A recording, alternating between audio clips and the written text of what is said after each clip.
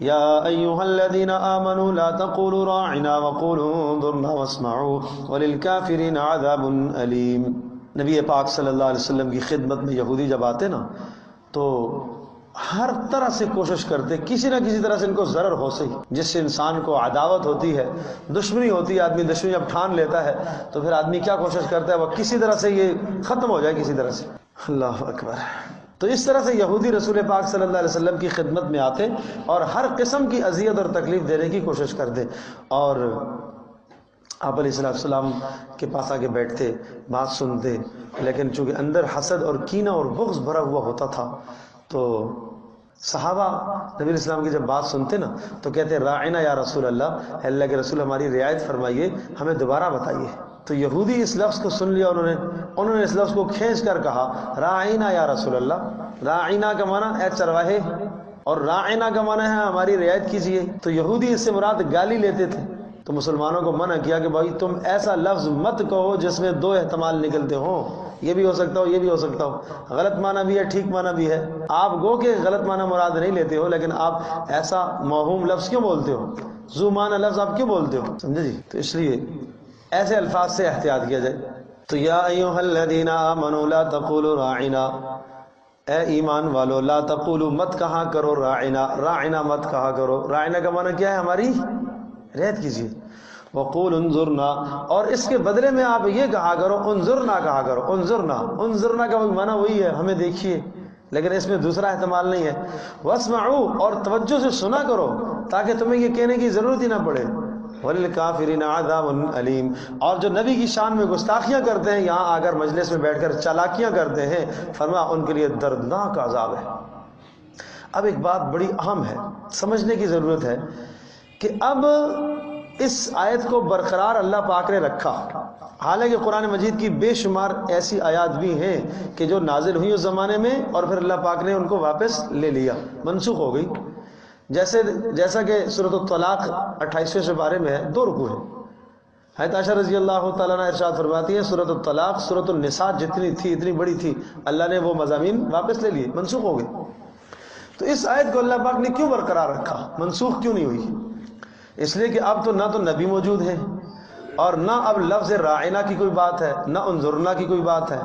اس لیے کہ قرآن مجید تو پوری دنیا کے لیے ہے، عالمی کتاب ہے، عربی زبان کے ساتھ مختص نہیں ہے، اور یہ لفظ جو دونوں کے دونوں ہیں یہ نبی صلی اللہ علیہ وسلم کے ساتھ خاص ہیں اور نبی علیہ السلام کی زبان کے ساتھ خاص ہیں۔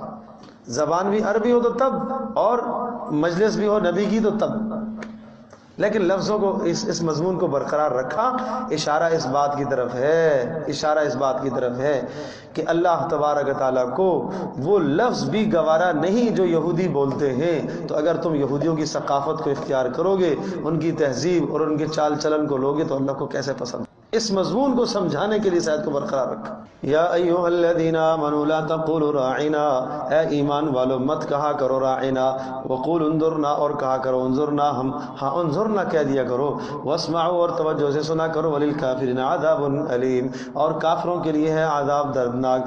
ما یود الذین کفروا من اہل الکتاب، ما یود الذین نہیں چاہتے ہیں، ما نہیں یود چاہتے، الذین وہ لوگ کفروا جنہوں نے کفر کیا، من اہل الکتاب چاہے وہ اہل کتاب میں سے ہوں، ولل مشرکین اور چاہے وہ مشرکین ہوں، یہ سب نہیں چاہتے۔ کیا نہیں چاہتے؟ ان ینزل کہ اتار دیا جائے علیکم اے مسلمانوں تمہارے اوپر، من خیر کوئی بھی بھلائی، من ربکم تمہارے پروردگار کی طرف سے، وہی کا اترنا انہیں اچھا تھوڑی لگتا ہے۔